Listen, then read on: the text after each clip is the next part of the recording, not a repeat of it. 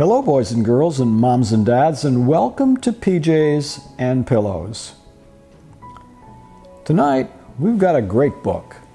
It's called Poco and the Drum. Poco and the Drum was both written and illustrated by Matthew Forsythe. Like many of the books here on PJs and Pillows, Poco and the Drum is an award-winning book, having won the Charlotte Zotelo Award in the year 2020. That award is given out by the American Library Association. And let me say that the library is a wonderful place to find your favorite books. Let's take a look at Poco and the Drum.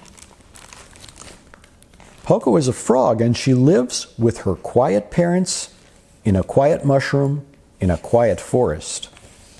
But everything changes when she gets a drum. The biggest mistake Poco's parents ever made was giving her a drum. They had made mistakes before, like the slingshot.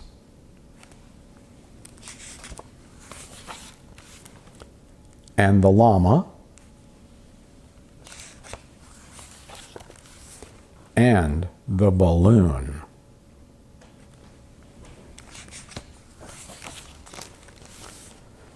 But the drum was the biggest mistake.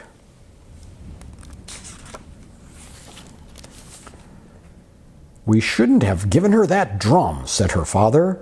"What?" said her mother. "The drum is too loud. I can't hear you."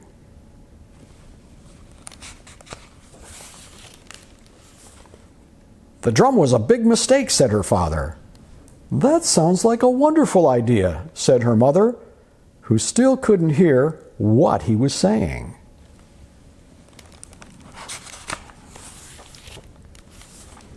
The next day her father said, "Poco, why don't you take your drum outside for a little while? But don't make too much noise. We're just a little frog family that lives in a mushroom, and we don't like drawing attention to ourselves." Poco agreed, and she set out as quietly as she could. It had just rained, and the forest was sparkling like an emerald. And it was very quiet. Too quiet. Poco started tapping on her drum just to keep herself company, but something stirred behind her. A raccoon playing a banjo started following her, so Poco hit her drum louder. And then a rabbit playing a trumpet started following them. But Poco kept playing her drum. And then a wolf, who couldn't really play anything but was very happy to be near the music, joined in. And Poco still played her drum.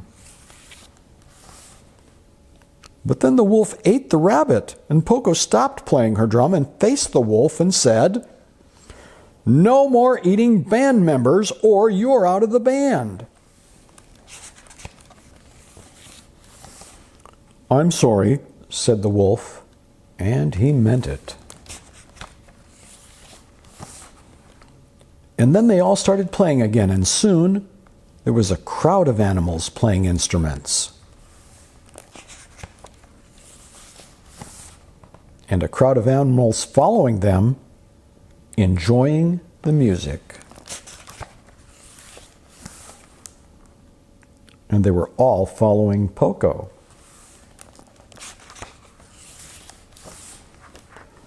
"Poco, your dinner is ready," shouted her father.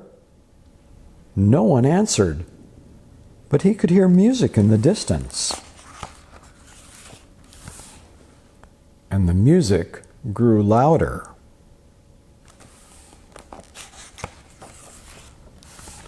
And louder.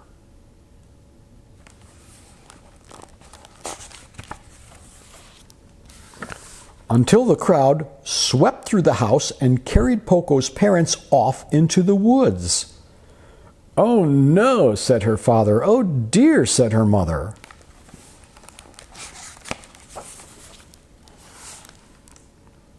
"I think that's Poco down in front," said her father. "And you know what?" "What?" said her mother, who was just getting to the best part of her book. "I think she's pretty good." And no one could hear what he was saying, because if they could, they all would have agreed. And that is the end of Poco and the Drum. So remember to brush your teeth, give hugs to the people that you love, and have sweet dreams. Good night.